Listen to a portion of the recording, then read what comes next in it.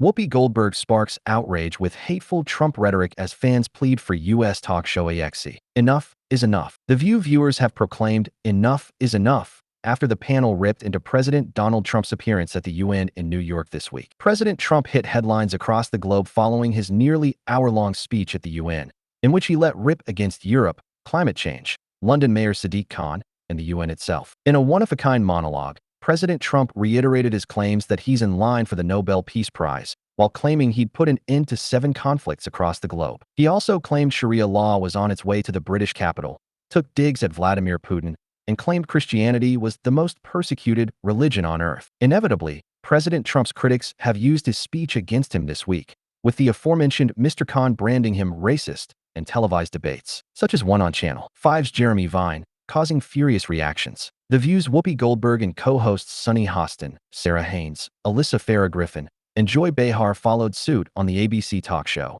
with actress Ms. Goldberg taking the reins. "Well, no, we know what the greatest con job is," Ms. Goldberg quipped after watching a clip of President Trump claiming climate change was a hoax. Ms. Behar then weighed in. "Yeah, I gotta give it to him. That speech was almost as funny as Jimmy Kimmel's monologue. But everything is a problem for him." By the way, a UN official speaking on condition of anonymity said that the White House was operating the teleprompter for him, she added, referring to the president's complaints about the technology at the event. "I bet they were operating the escalator too," Ms. Goldberg replied, again referring to another complaint the president made before Ms. Behar weighed back in. "Well, that was a videographer who was trying to get him on camera, I think. And it was an accident. And of course," he said, "oh, it's all against me. He's a little paranoid." Ms. Haines then sarcastically commented, "Well, clearly the clock was down, too, because that went on for 56 minutes. Ms. Farah Griffin kept the mocking tone of the discussion going. "I've been at a UN General Assembly a number of times, and it's over 190 world leaders, and most of them are listening to this via translation from their home language. So I'm just picturing you listening to the Mandarin translation of that. Like, what is he saying?" They were like,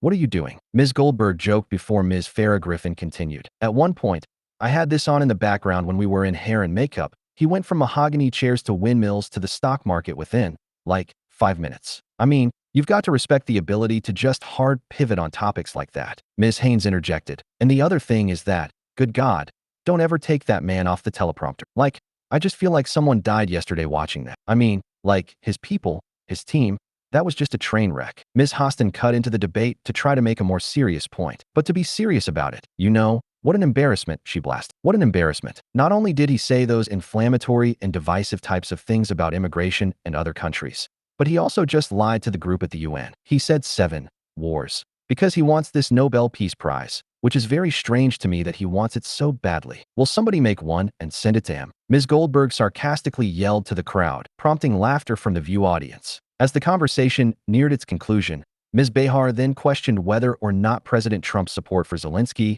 is because the Ukrainian president said he'd endorse him for the aforementioned Peace Prize. Ms. Hostin claimed the only reason President Trump was keen for it was because Barack Obama won one, although Ms. Farah Griffin argued he should win it if he stops the Ukraine war. In the end, Ms. Goldberg surmised, "I don't think the world is laughing at us. I think they are really worried for us. The Nobel Peace Prize is not happening at the moment. He had an opportunity to do so much more than he offered them, and they don't consider him to be serious anymore. And I'm worried. This was not presidential, and this was not helpful." Following the debate, it's safe to say those watching from home weren't exactly pleased with the lack of balance between the 5 co-hosts, with some on X branding the entire discussion biased and hateful. Taking aim at the show, one social media user fumed. "What is embarrassing and not helpful is this biased show. Stop the negativity. Enough is enough. We're sick and tired of your hateful rhetoric. Just stop." A second pleaded. "Trump is the democratically elected president. We want him. If you don't like it, you can leave or you can fuck off. But we're just over it." Elsewhere, a third blasted Ms. Goldberg specifically. "Whoopi, you think President Trump doesn't deserve the Nobel Peace Prize? Tell us exactly what Obama did to earn his." And a fourth echoed. "Cancel the View. These women are pushing vile, hateful, and harmful rhetoric. They very rarely have a conservative on, and if they do, they're disrespectful to them. Their one-sided views are not good for our country." Whoopi, Sunny, Joy, and Anna are a big part of the reason we are a divided country. And yet, like Jimmy, they can get away with it. A fifth concurred, referring to Jimmy Kimmel, before a sixth bluntly put, "I do hope you all are canceled. There is no redeeming value to the View." However, Among the replies to the show's official account were a few who sided with the panel's stance on the U.S. president. One fan argued, "Then the MAGA wonder why everyone didn't clap and cheer like they do when he insults them. Trump is embarrassing as the head of this country. Sick."